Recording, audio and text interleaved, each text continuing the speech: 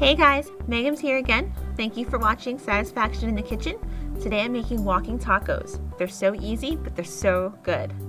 So let's get started. We're gonna need a diced up onion and some crushed up garlic. And for spices, I used kosher salt, some ground black pepper, some cumin, some Old Bay, and some taco seasoning. I also used some coconut oil for my pan. I used a can of diced tomatoes with green chilies, lime, and cilantro, a small can of diced up chilies, and some flavored cream cheese. And you know me, gotta use my cast iron skillet for this. So just go ahead and slick up your pan. You're gonna use whatever kind of oil you like. I happen to be using coconut oil because I like it. The cool thing about coconut oil is when it's below room temperature, it's a solid and it's white. And when it gets to about 76 degrees in the house, that's when you'll see it actually start to turn into an oil. So anyway, go ahead and just coat the bottom of your pan for your onions.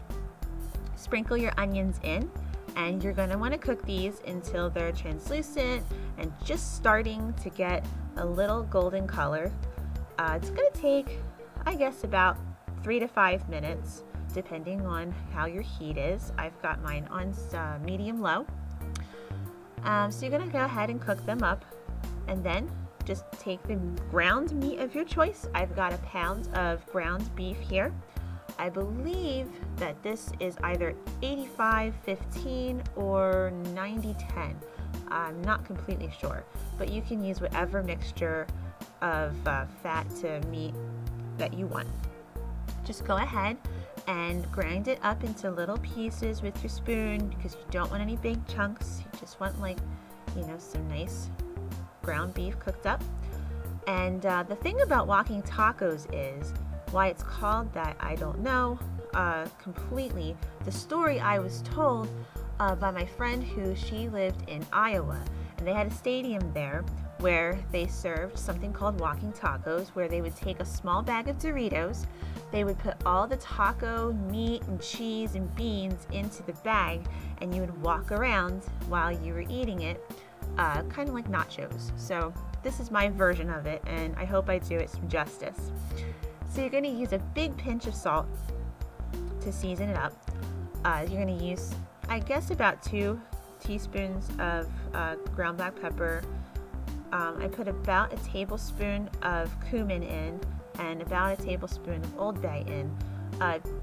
You just measure it to your taste.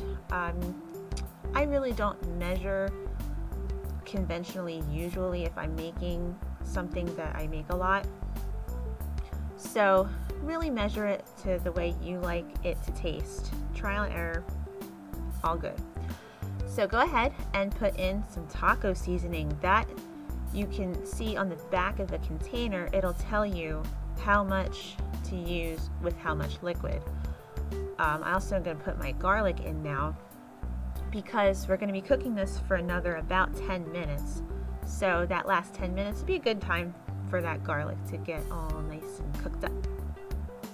For the taco seasoning, I just put in this as much as I think because I'm putting in all those other seasonings too. So I don't want it to be over seasoned. So anyway, now's a great time to add your liquids once all that powder is mixed in. So put in your tomatoes and your chilies and whatever extra water you need depending on how much taco seasoning that you used. This is good enough for me though. So go ahead and mix it all together, and you're going to cook this for about 10 minutes longer. The meat's almost all the way cooked through at this point. It's still a little pink, so that extra 10 minutes will give it that boost to where it'll be perfectly done. So like I said, about 10 minutes on medium-low heat. Come back, and it looks pretty good to me. Just one final touch for me. You can add this if you want. If you don't want to add this, you don't have to. Just some flavored cream cheese at the end. You're just going to heat it through. This doesn't need to really cook in. It just needs to just heat up. So just go ahead and stir that all in. I like the creamy texture it gives. I think it tastes awesome. You can add more or less if you would like. I used about half a container, so it's up to you though. I also have some refried beans in the background just heating up because I like them on my walking tacos as well. I could do those in a different episode, but right now let's just focus on the meat. We gotta drain this stuff though. See how liquidy it is? It's just too liquidy. So in a cast iron skillet, what I like to do to drain is to get a fine mesh strainer. I go ahead and scoop it all in, like a little bit at a time. Just push it out at the holes, let that liquid come out, move it around, just drain it out. Drain as much of the liquid as you can, because now we're going to get ready to plate it up. So these are the things that I used when I made my walking taco. I used some refried beans, I used some cheese, some cheddar cheese, my meat mixture, the sour cream, and then I had different types of chips. I used the blue corn tortilla chips, and we use Tabasco. We don't use taco sauce usually. So anyway, let's just plate this up. To plate, it's kind of like a big ultimate nacho kind of thing. You go ahead and you put your bed of tortilla chips, and then on top of that you just build. You can put whatever you like, whatever you normally put on a taco. I put on some refried beans, and then I put on the meat mixture. I put the cheese, the sour cream, the Tabasco. You could put olives, you could put more jalapenos depending on how much spice you like. You can put lettuce, tomato, more onion, whatever you like. I really hope that you try this. I really hope that you enjoy this. And if you do, let me know in a comment. You can even put a video response or something.